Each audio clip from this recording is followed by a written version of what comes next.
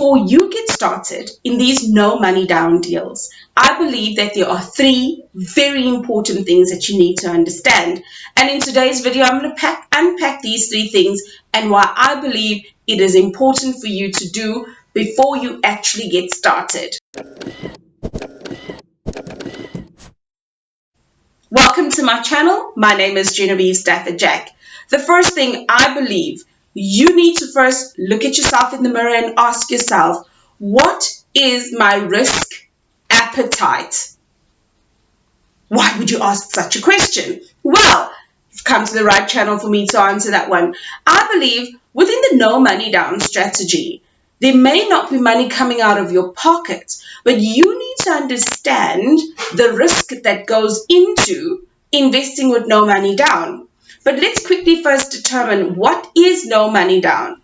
No money down could be you going to the bank, getting the money from the bank, and the bank actually financing everything about that particular property.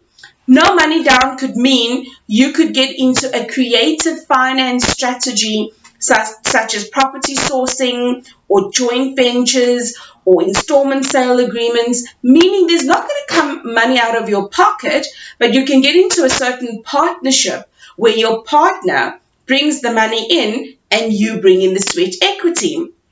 Now, you need to understand the risk that goes with that because, for example, if you're doing property sourcing, what would the risk be? The risk could be you going to look for a deal, you're running your numbers, you're doing your due diligence, you put everything into a proposal, and then you go and you pitch a deal to an investor because you've got this existing relationship. That investor could kind of go behind your back, swindle you out of that deal, and you have no leg to stand on. So the question is, what do I do then, right? So that's one of the risks that you need to actually really just be aware of. There's other times you could go in, find this deal, do everything that I've just said, right?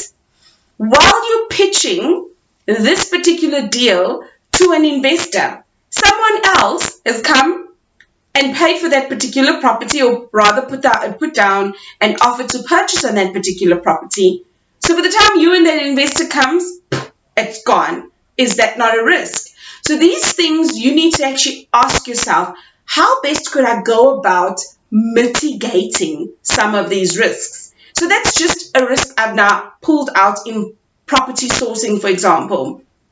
Over the weekend past, I've learned that there's risks in installment sale agreements.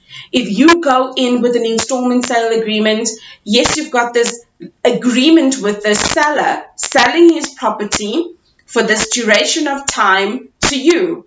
But now what happens is if the tenants don't pay you the money that is due to you, how then do you service the seller and whatever agreement you've made with the seller?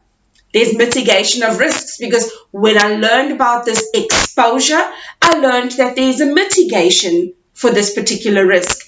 I could go on for a number of different examples, right?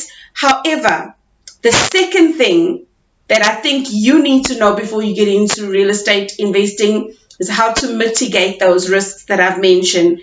How would you mitigate it? I believe education helps put you in a position to say, hey, I could do this, or I could do that, or I could do that.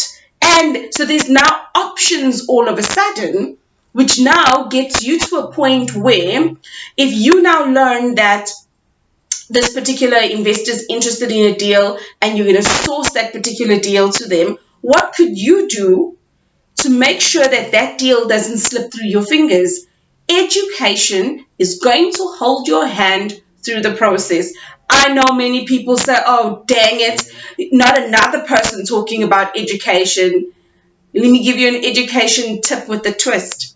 Make sure that you are able to follow that particular person who's going to teach you. Let them have some sort of information that they give you for free or training that they give you for free that you can actually go and apply and not walk into a wall with. Make sure that that particular person is not talking about their Lamborghinis and 25 things out there after doing 2 deals. I do believe people like that exist, but I believe that they're a needle in a haystack. Really do your due diligence as well for the person that you are going to learn from. I believe once bitten, twice shy. I've paid a lot of money to get to where I am in terms of education. It now needed me to take that education to apply it.